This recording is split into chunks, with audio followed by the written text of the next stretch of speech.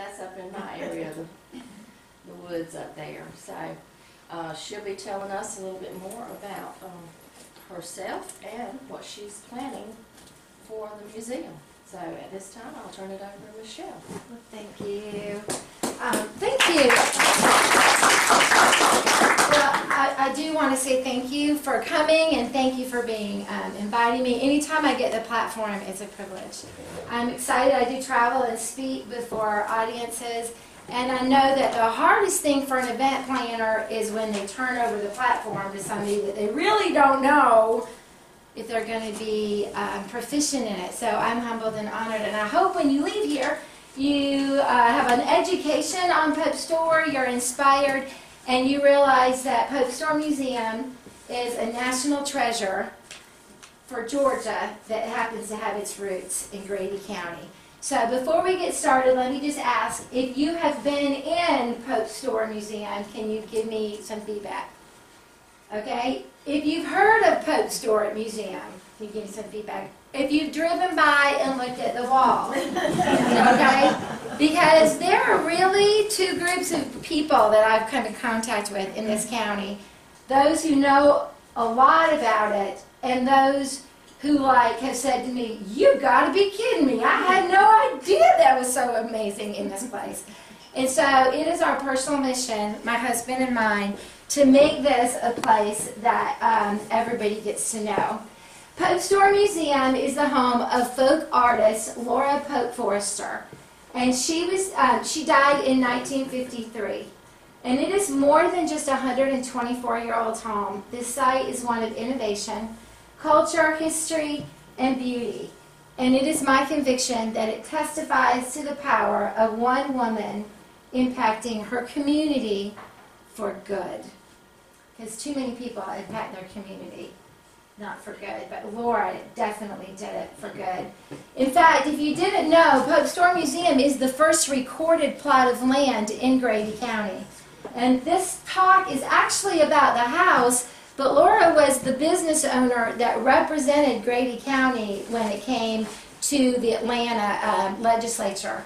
And when she was getting the county to be established, she was a woman business owner who spoke. So I think that's just the niftiest thing. But it was open to the public from 1943 to 1973. In fact, I know the lights are bright. I'm not sure if we have a switch where we could turn them off, but this actually on the left-hand side is a picture of Pope Store Museum, an actual postcard that I literally bought off eBay. And it really was a museum in Grady County from 1943 to 1973. The picture on the right is from the Library of Congress. Did you know that Pope Store Museum is a piece of property in Grady County that is featured in the Library of Congress? Laura and her work have been featured in the Smithsonian Institute magazine, New Georgia Encyclopedia, the Atlanta Constitution, and there are so many other publications that literally I don't need to spend that much time because there are like 16 others that she has been featured in. Now this is one of my favorite pictures in the entire slideshow because this woman has got my heart. She is chiseling on a piece of concrete she made herself wearing a full-length fur coat and a crown. I just think that's grand, okay? Okay, thank you. This, the Library of Congress pictures, they say that they're from 1977, but that's when they were placed in the Library of Congress. To be honest with you, I really don't know when they were taken. But this particular photograph from the Library of Congress is one of Soldier Boy. And on the 1,600 acres, which is what Laura owned, at its height, the museum had 200 statues from history and literature, 14 or more murals, and embellished architecture over the entire house. There were also paths, benches, and historic gardens. In fact, even like this morning, it smells so good out there. 60 years after Laura's death, the plantings, the layouts, and the entire property is one of serenity and loveliness all seasons of the year. The slide that you see, is a statue of a World War II soldier. It's the first one she made, and it is called Soldier Boy. Unfortunately, over the years, the majority of the 200 works on the outside and the inside have been vandalized or weathered down or removed. What remains both on-site and off-site are remarkable in the heart and skill that she had. Laura only had a few months of training, and when you see the works up close, it is just spectacular. In fact, the balcony and the artistry on the bottom floor, I almost feel like she was the first recycled queen, because she made all of it from recycled machinery such as sewing machines, school desks, and wagon wheels. Laura's signature piece is the wall. Now, if you're asking me what do I mean, let's go ahead and talk about two of the most famous companies in the history of America. One of them would be McDonald's. As soon as I say the word, you either think French fries or the Golden Arches. If I said Coca-Cola, you think the famous Coca-Cola bottle. So see, companies and people have signature pieces. And Laura's signature piece is the wall. The picture on the left is from the 1940s, and the picture on the right is from just a couple of weeks ago. It is a very long wall right on Pope Stewart Road, and in it is some spectacular things. It honors the men and women who wrote the Georgia Constitution. It honors Douglas MacArthur, Colin Kelly, the first airline pilot who was downed and killed in World War II. And there are, on that same wall, 4 slabs with the names hand-etched of the men who died from Grady County in World War II. It is really neat, and that is just a few things that are on the wall. There are examples of what is still on site. There's a fence with urns on pillar posts. There are large urns, like I can't get my arm around large urns. There's a remains of a tiered koi pond with fountains in it. And there is an entire 9-foot statue dedicated to the Red Cross nurses of World War II and the men who died there. In fact, Laura found out that the women in the Red Cross did not take off their shoes for 6 weeks at a time. And she said somebody needs to honor them. And so she did it herself.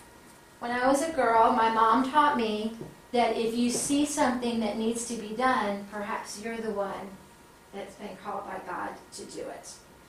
I think that was her way of getting me to sweep the floor, but but really, truly, Laura wanted these women to be honored, and so she took what she had, which was land, a creek nearby, and skill. And with her vision, she personally dug up the mud and made these beautiful statues. And you can almost literally see the faces that she used. And she used the skill that she had to honor what she saw. Now, walking into the gate, and I didn't tell you, the gate is made from a twin bed frame. Okay? Walking into the gate, you see the portico and the second-story balcony. Now, I mentioned already that the portico and balcony are made from recycled machinery, such as wagon wheels, all of which are pieced together to form an image which looks like lace. The picture that you can see, and I'll leave the slideshow up, on this particular picture, it has statues all over from the 1970s. Now, when we bought the house, which was only a year ago, by the way, there was, and still is, a Facebook page dedicated to the house. Now, I want to lay my cards on the table. It's not my Facebook page. In fact, to be honest with you, I don't even know whose Facebook page it is. It could be one of you. So understand, I don't know whose Facebook page it was or is, and I just wrote on there about it that that I was the new owners because it had been empty for a while, and people asked me all kinds of questions like, "There's this statue there. What does it look like?" So I want to tell you, there are no statues in the porch anymore. Okay, and so if you have memories of coming and seeing the statues, like the Indian with the rattlesnake necklace, I'm sorry, that one's not there anymore. But good things are still happening, so it's good. Walking through the portico, through the beautiful double doors, we could say an expression, if the walls could speak, what would they say? Because the house was built in 1894. Seen a lot of changes. These walls actually do. You see, at the top of the double stairway, when you walk into the house, there's a split banister. And at the very top of it, there is a mural, which you can see a small picture of, and it's called the Old Mill. Its location is at the landing of the double staircase, painted right on the walls. Laura's creativity did not have traditional boundaries. There really was nothing off limits. The walls of the house were just as likely to be painted and embellished as a sheet or a flour sack. She made the colors of the paintings from the berries she found on her property. When you walk up the stairway and you take a right, you go into what is now my office. And there is more artwork found in the walls of the office, the loft, and the attic leading, or the stairway leading to the attic. And thanks to the generosity of another Grady County citizen, another mural was recently returned to Pope Store Museum. This woman contacted me on that same Facebook page. And she said, I've had something for a long time that was about to be destroyed, and it's been in my shed, and I'd like to put it back in the museum. And to be honest with you, it's going to be hung up tomorrow on the wall as soon as you walk in the double stairway. And I found last month, when I was looking at the Library of Congress pictures, an exact picture of where the mural was, and so we're going to restore it right to what it originally was. I mean, I don't know, that just tickles me. It's not just the exterior that inspires. This house has tongue-and-groove walls, original heart of the pine and or tongue-and-groove floors, a double stairway with a split landing and 5 arches in the foyer and parlor. And I am working really closely with the Georgia Historical Preservation Society to make sure that we maintain the historical integrity while it meets 2018 codes. So we bought the house January 28th of a year ago. Have to tell you the truth, didn't know what I was getting into. I have 4 children. I was really just looking for a place to raise my kids, and we'll get to that in a few minutes. So we've had some unexpected stops along the way. And some of them are kind of funny, and some of them are kind of ew. So let's go ahead and let me give you some. The best $500 I've ever spent was spent on January 29th. Remember, I bought the house on January 28th. When I hired 2 of my students, I teach English and literature and speech in Tallahassee.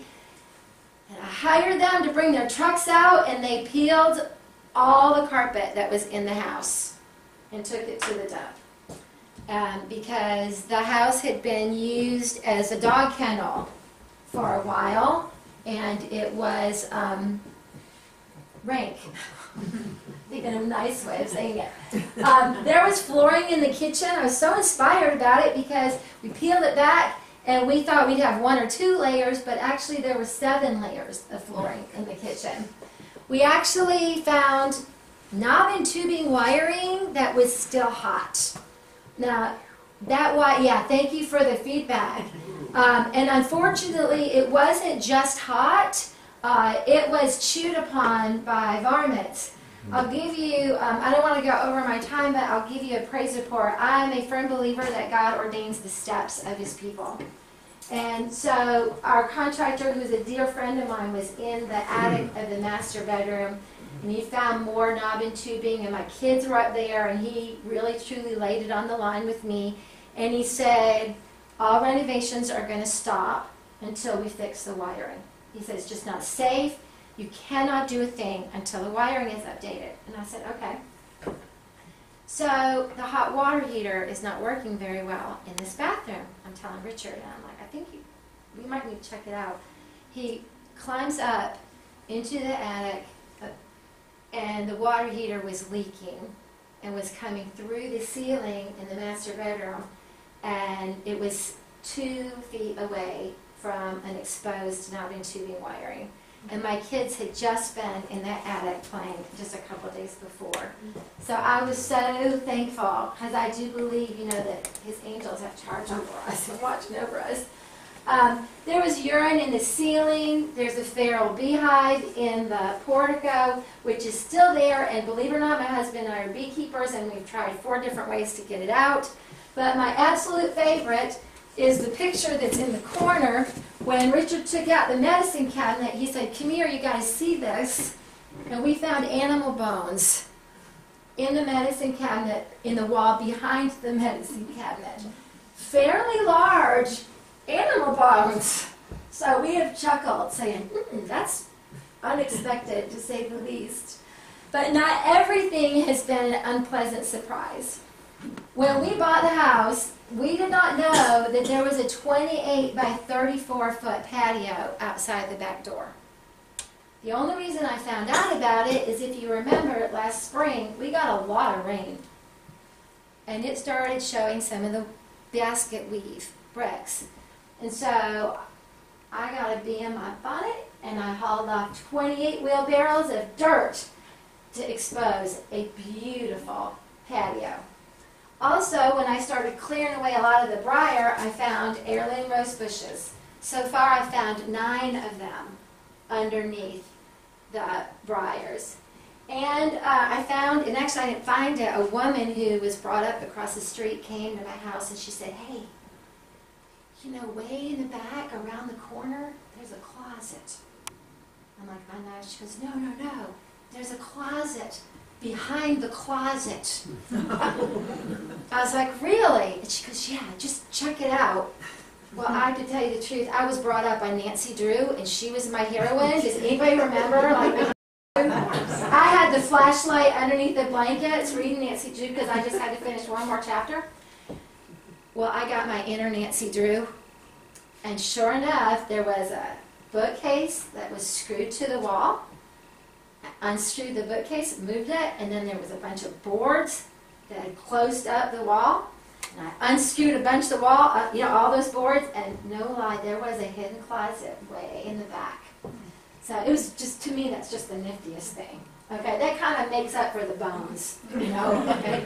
There are sasanqua bushes. If you've driven by, we have a shed there, and there are sasanqua bushes and a holly tree that we did not even know existed, because it was so overwhelmed with grapevines, the wild grapevines, and cat's paw. So above all, these are some of the pleasant things, but above all, to be completely honest with you, and I know I'm preaching to the choir, the most pleasant thing that has happened to us this year has been the Grady County people.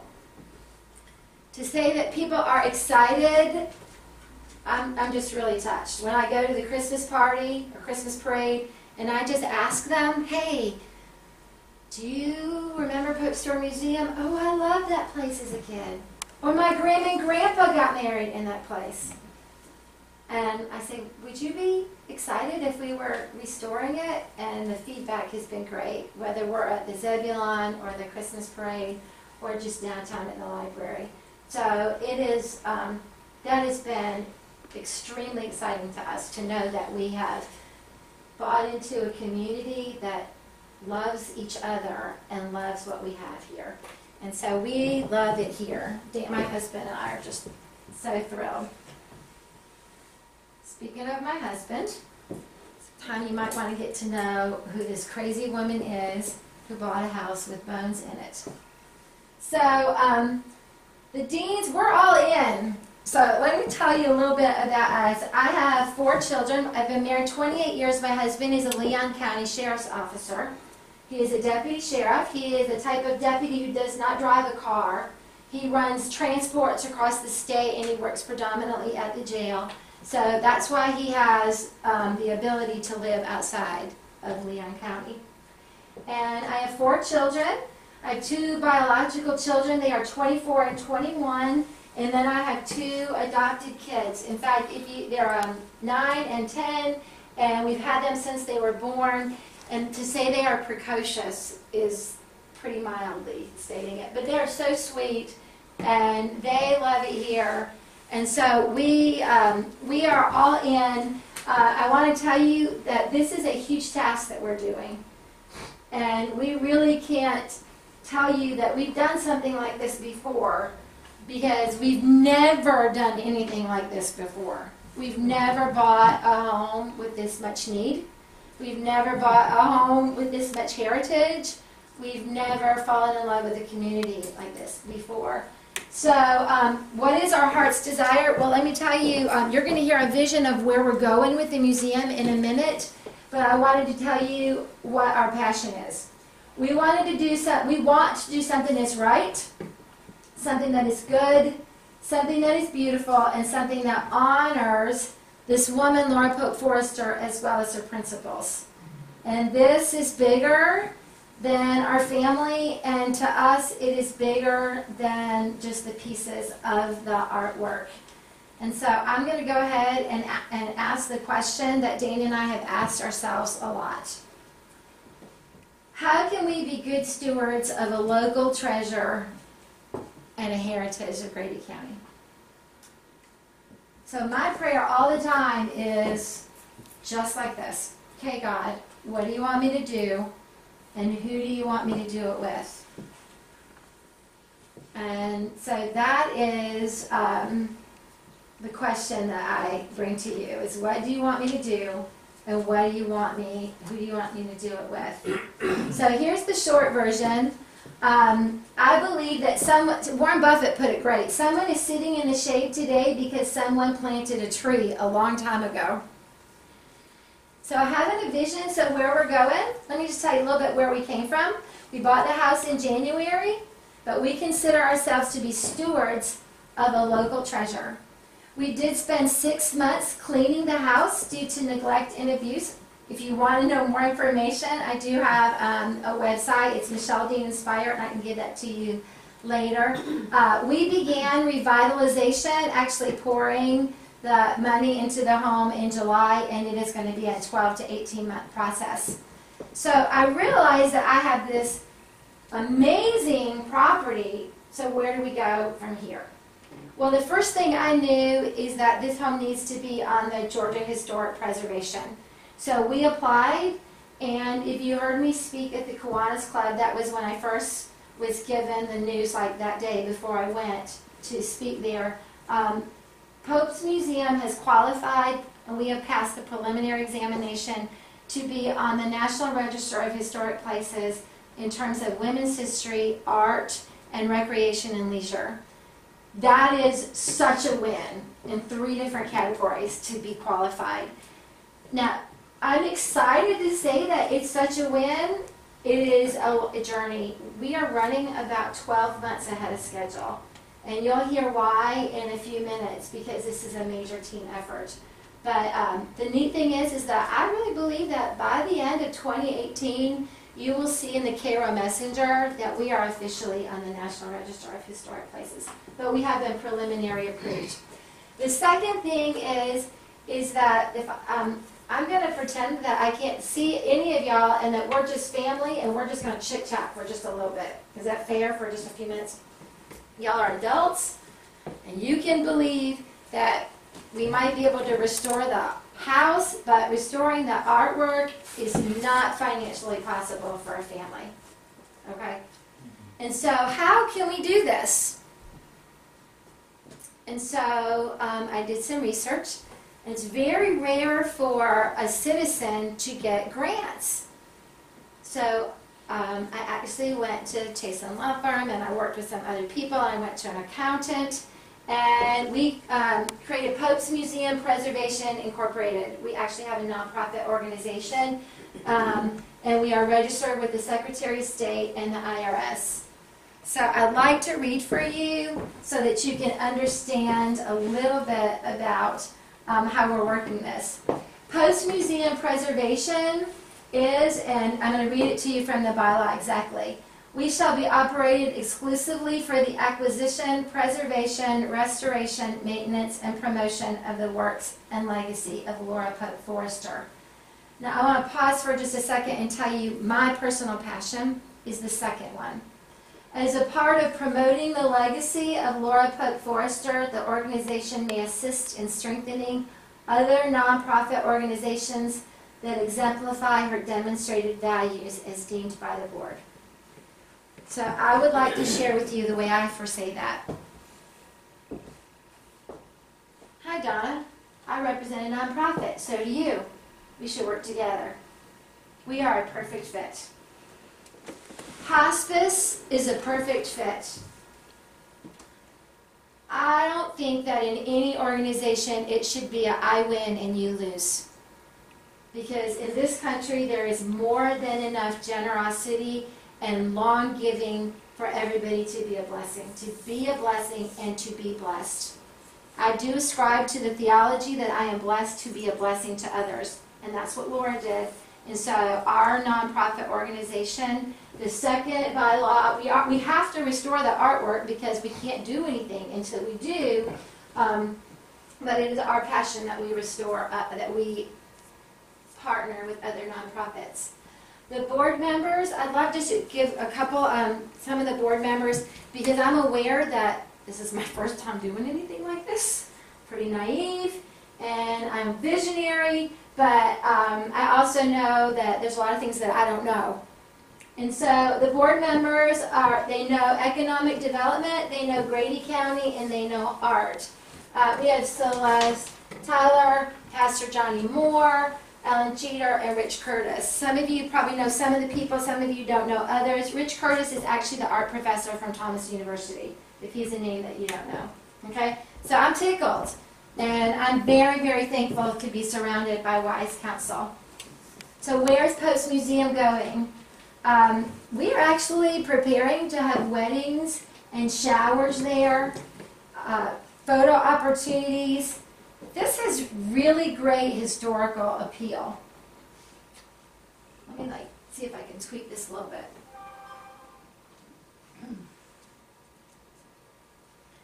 And no, I'm not going to ask you to raise your hand because I wouldn't be able to see you anyway.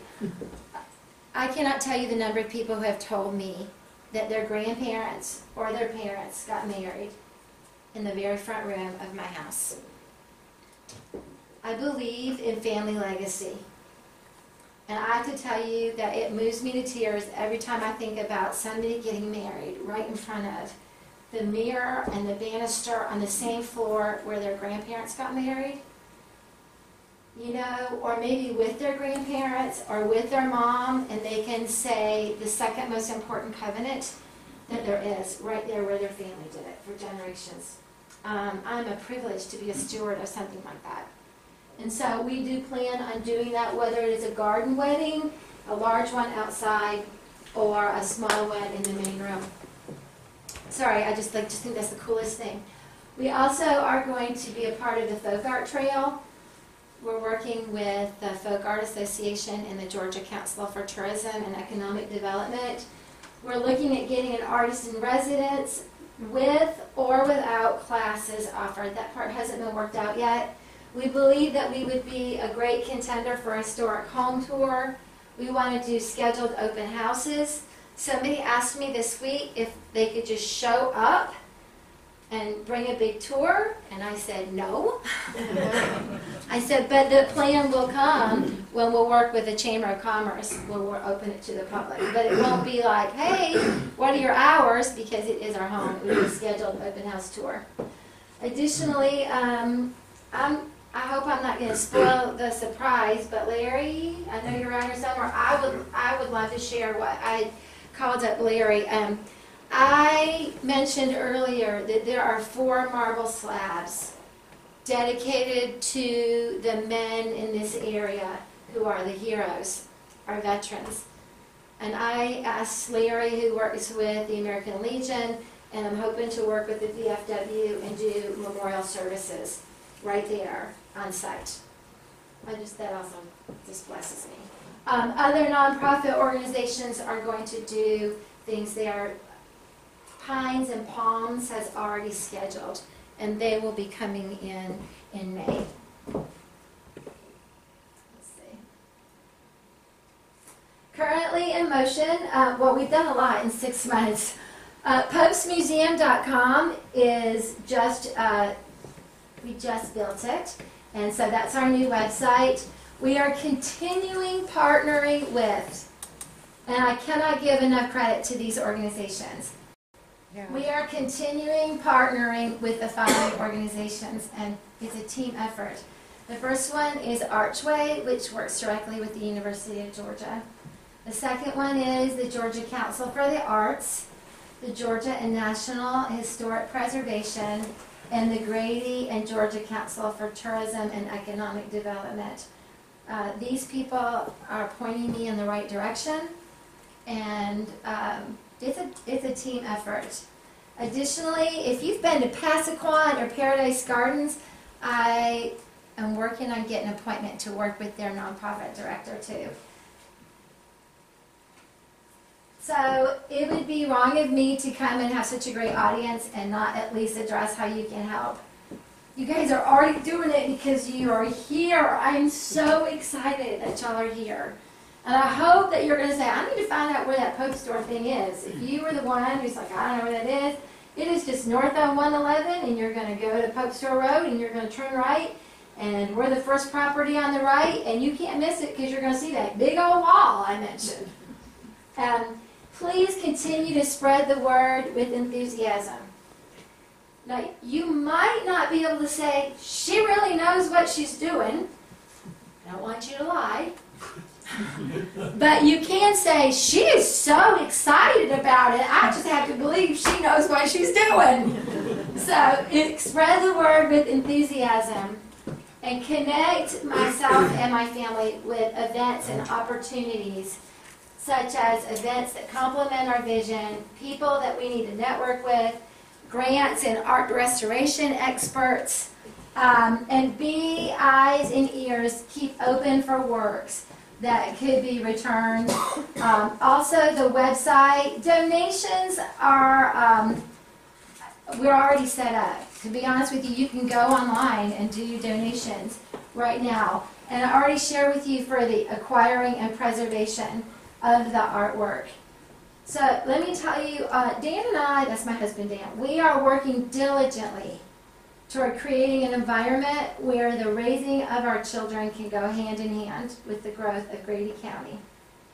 But you have to understand my convictions. I do not believe that growth means you abandon the heritage, but you use it as a foundation.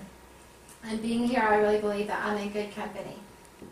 I'd like to close with, before I give you the final quote, I'd like to give you a story that I had no idea. And I moved here from South Tallahassee. So I had no idea what was on the walls. And there was, some of you may know, a woman named Deborah Hancock. And she came to my house and she was given the tour. And she looked at the names on the marble slabs. And she said, Michelle, these are familiar families on this marble. People need to know. See, in 1943, there's a marble slab. In 1944, there's a marble slab. In 1945, there's a marble slab.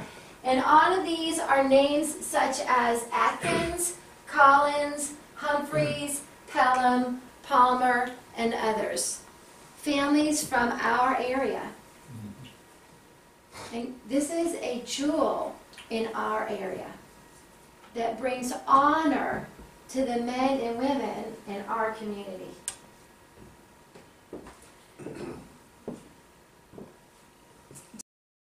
Kennedy Onassis did something that says it better than anything I could. Now, every First Lady has her issue, her soapbox, her platform.